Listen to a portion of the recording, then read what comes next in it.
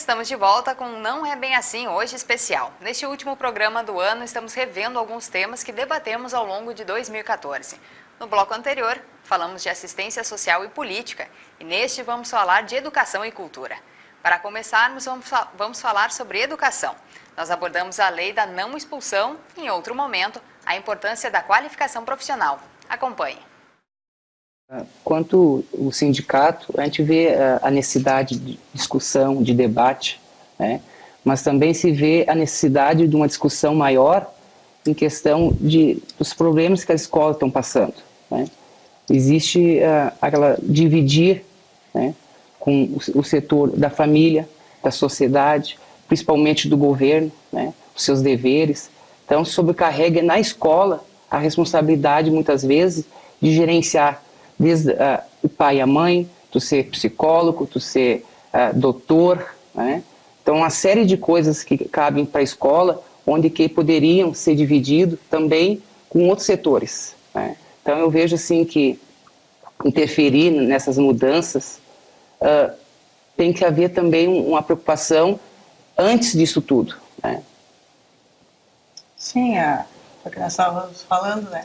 Da questão que a escola realmente é cada vez mais limitada nesse assunto da exclusão, né? Há tempo já não se pode excluir. Quando chega a expulsar, né, um aluno, é que já extrapolou todas as regras, já passou por todas as orientações que poderiam ter sido feitas, né, para chegar numa expulsão, né?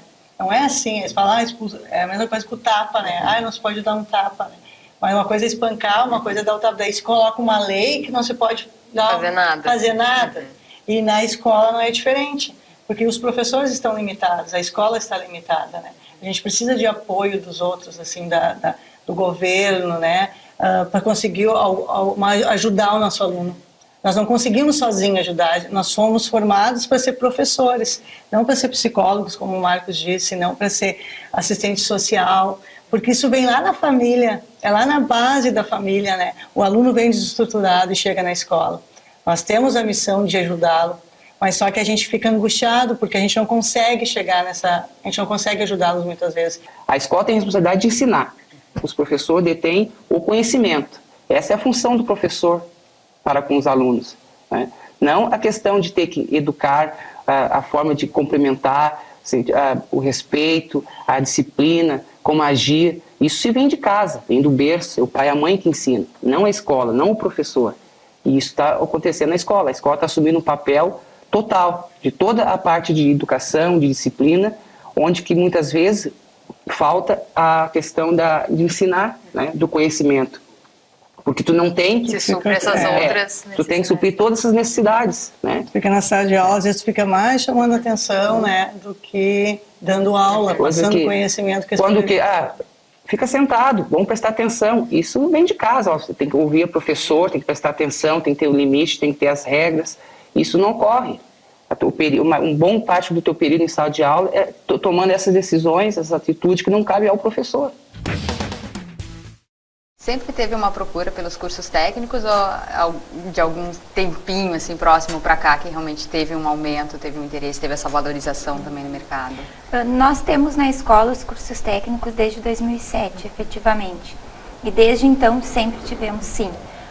Em especial de 2, 3 anos para cá, a procura vem aumentando, né? Até então nós formávamos, abríamos 1, 2 turmas por curso.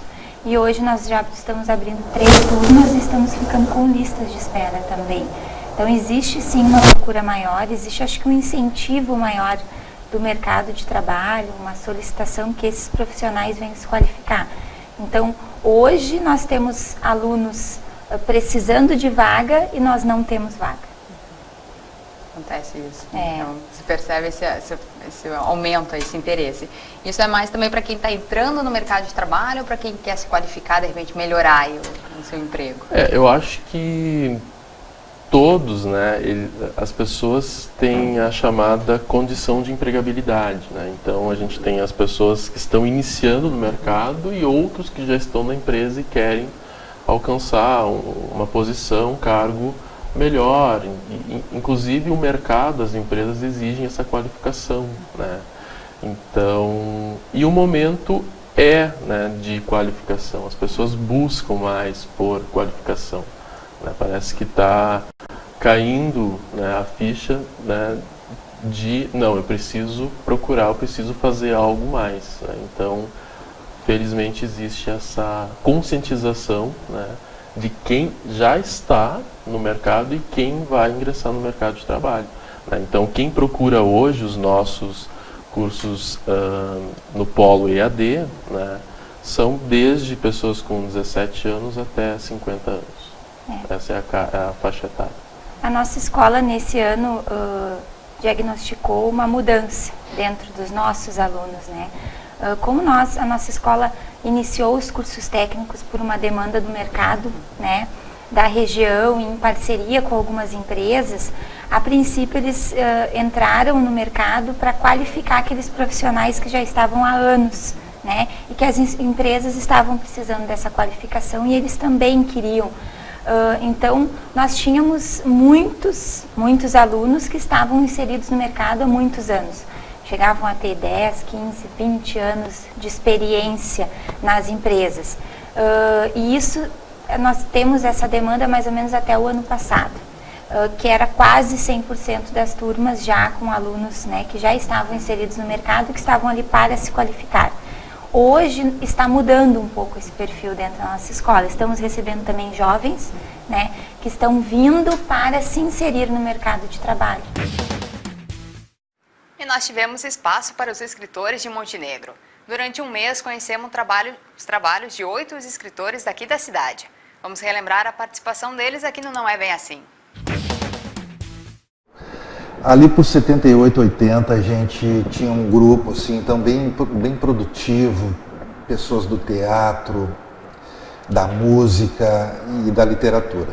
Ali os primeiros passos, publicamos jornais clandestinos, livros feitos a mimeógrafo à mão, que não tenho mais nenhum exemplar, assim, nem pude trazer para mostrar para vocês. Mas, enfim, foram os primeiros passos e foram muito importantes, porque sempre o primeiro passo é o mais importante na caminhada, né? Sem esse primeiro passo, né? Sem essas coisas ridículas que a gente escreve, sem aquelas cartas de amor ridículas que a gente manda para a namorada, parece que não avança para o casamento, né? Então eu valorizo bastante sempre o primeiro passo. E aí depois foi sedimentando essa vontade de trabalhar com esse segmento em literatura e eu não parei nunca mais, né?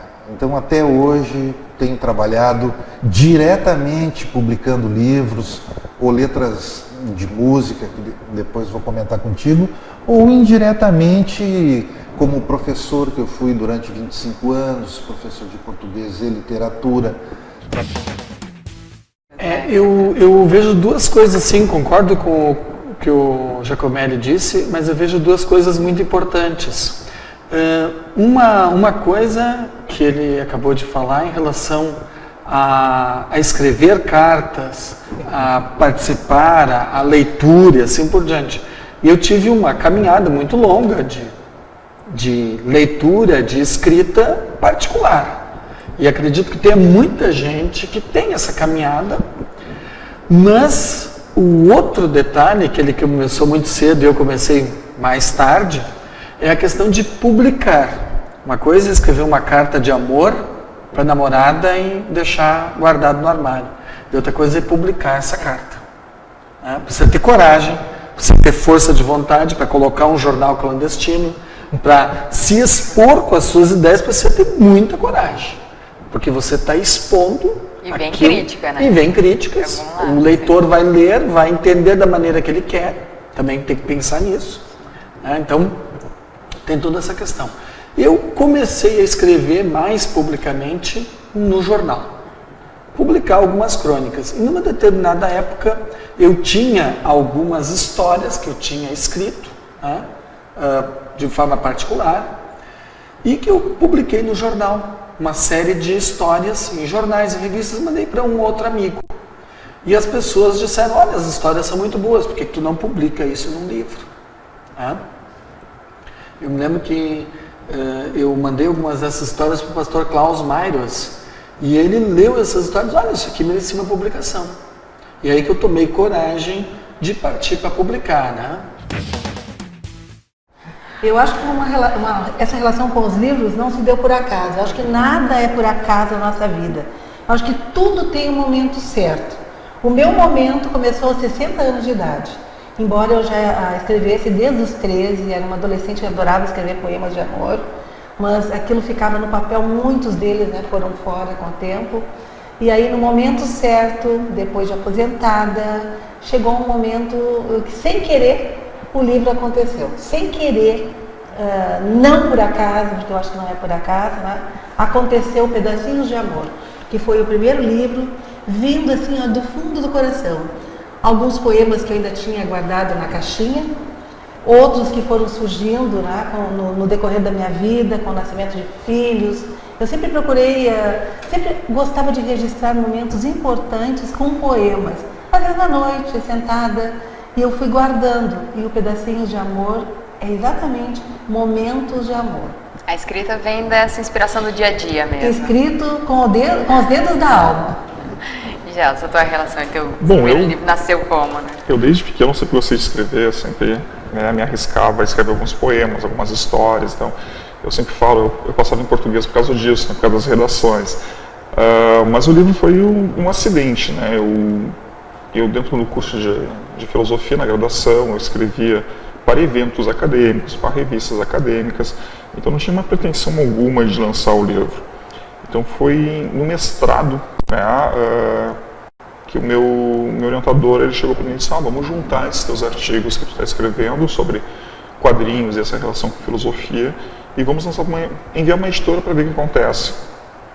Daí eu fiquei meio assim de enviar, disse, lançar um livro não é assim, né, e eu não me via, eu nunca pensei em lançar um livro, né, foi bem um acidente. Então a gente enviou para 2, 3 editoras, né, e uma topou a ideia e foi assim tudo muito rápido, em meio ano eu já tinha um livro na mão e muito feliz porque ele saiu tudo, né, em menos de um ano terminou toda a primeira edição, já veio uma segunda e agora já ainda a terceira edição, né, com distribuição nacional e agora estamos com o livro em 2 países, né, tanto em Portugal como Angola, então assim, para mim, eu estou ainda muito assustado, né, mas daí depois veio outros, né, agora esse ano lançando mais um, então foi puro acidente. Assim.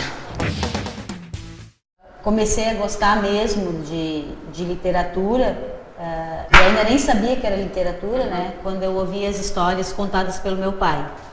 A gente era criança, muitos filhos, né, e quando ele militar, e quando ele vinha para casa, a gente se reunia em torno dele e ele contava histórias. Que hoje em dia a gente sabe histórias inventadas por ele. Né? Na época eu imaginava que fossem histórias que alguém escreveu, ou as histórias que realmente aconteceram. Não, eram histórias que ele inventava. Então daí eu comecei a gostar desse mundo fantástico, das histórias, das fantasias. E muito cedo também gostei do escrever, né? Do escrever, do ler. E na adolescência, então, isso aflorou, né? Quando a gente começa a querer escrever bilhetinhos, cartinhas, aquelas coisas, né? Os poemas de amor, aquela coisa sofredora, aquela coisa revolucionária, revoltada que o adolescente tem, né? Então, nessa época foi uma época que eu escrevi muito, além, claro, do diário, né? Que a gente escrevia. E sempre li muito, sempre gostei muito de ler. O meu começo, o pontapé inicial da minha vida literária foi a música. Aí depois que tu escreve um poema, depois que tu faz uma letra de música, tu já pensa então, né, vou escrever então uma série de poemas para publicar um livro de poesia. E eu sempre fui muito apaixonado por contos, fui muito apaixonado pela ficção, a contística de ficção. Eu também comecei a trabalhar com contos, tanto é que eu tenho 2 livros de hoje, né, depois de 25, 30 anos né, trilhando este caminho, então eu tenho 2 livros de contos, aí depois tu já acha que tu pode escrever um romance, essas coisas, é bacana quando a gênese vai seguindo um passo a passo, assim, né? É uma evolução. Isso, quando a coisa não vem assim, vou ser romancista, daí tu pega e vai querer escrever um calhamaço de 600 páginas, não vai vingar, não vai vingar. Então, depois já escrevi então o Bárbaros no Paraíso, que é a história de Montenegro dos anos 10 e 20 do século 20, né? Não tem graça tu ir, ou quase não tem graça tu ir conversar com uma turma de alunos, ou uma turma de adultos, qualquer um, se não existe uma interação. Né? Tem que existir, qual é que é a minha relação com eles? A minha relação com eles foi o livro que eles leram. Né? Ali eles podem inferir, inclusive, a personalidade do escritor. Onde é que o escritor tirou esses personagens? Por que o escritor pensa assim? Né? Por que ele colocou uma menina que é prostituída pelo próprio namorado? Né? Então, essas coisas todas tornam a conversa profunda, tornam a conversa agradável, tornam a conversa uma conversa que eles vão levar para a vida. Quando tem um contato com a leitura, e isso começa desde pequeno, né? No meu caso pelo menos, mas é comum que isso aconteça pelo que se vê por aí em escolas, assim. É a vida natural, né? Tu tem contato com algum tipo de leitura. Dali a pouco, tu começa, tu instigado talvez, né, em escolas, coisas assim, tu começa a escrever também alguma coisa, né? E a partir daí, aí flui. Se tu gosta realmente de escrever, flui. E comigo foi assim. Adolescente, né? Comecei a escrever os primeiros textos, os primeiros poemas. Mas nada assim muito fluente, assim, sabe? Ia escrevendo, guardando, aquela gaveta, onde eu sempre digo que não devem ficar as coisas, elas estavam ficando ali, né? Mas depois de um tempo, comecei a mostrar para meus professores também. A primeira publicação, ela aconteceu numa antologia, Sementes Literárias. Foi lançado em 2001, aqui em Montenegro, que é da AMES, Associação Montenegrina de Escritores. E ali aparecem alguns poemas que eu fiz. Então ali começava a se mostrar o Leser escritor, né? Nessa antologia. Eu já não tenho assim uma produção tão voltada para crianças, né? Essa coisa do encanto infantil. Eu sou apaixonado por isso aí, essa produção. Só que eu por uma questão de cacuete, eu acabo entrando mais com o adolescente. Eu tenho 2 novelas juvenis, quer dizer que já é uma coisa assim que é do adolescente para o adulto, né? E os próprios debates, assim, eu fico meio sem jeito ainda de pegar escolas e me surpreender assim com turmas pequenas, né? Crianças ainda. Até porque eu acho que literatura é literatura, a gente não precisa ficar moldando assim, ou trancando muito segmentando tanto, a gente né? pode deixar livre assim mas é inegável que eles têm um encanto para aquelas coisas. E eu mesmo, quando criança, eu acho que o Leser falou assim, da questão do começo dele, e o meu começo também foi lendo, né? Lendo. A minha mãe era muito da imaginação, da fantasia, das histórias contadas, da cantiga. Ela era aluna do Iberê Camargo, lá no ateliê de pintura, então a mãe era da fantasia, da imaginação. Meu pai era da disciplina, do ler para ser alguém na vida, para aprender as coisas e tal. E eu tive sorte também deles botaram a estante de livros lá de casa, não tinha espaço em lugar nenhum, a casa era pequena, botaram no meu quarto. Isso foi bacana, porque eu dormia, acordava do lado dos livros e ali. E esse programa especial de retrospectiva está chegando ao fim. Toda a equipe da TV Cultura deseja a você um ótimo final de ano e que possamos nos encontrar na programação do ano que vem. Até o dia 4 de janeiro você acompanha a programação do canal Futura. Nós voltamos a nos encontrar no dia 5 de janeiro com a programação local. Até mais, tchau!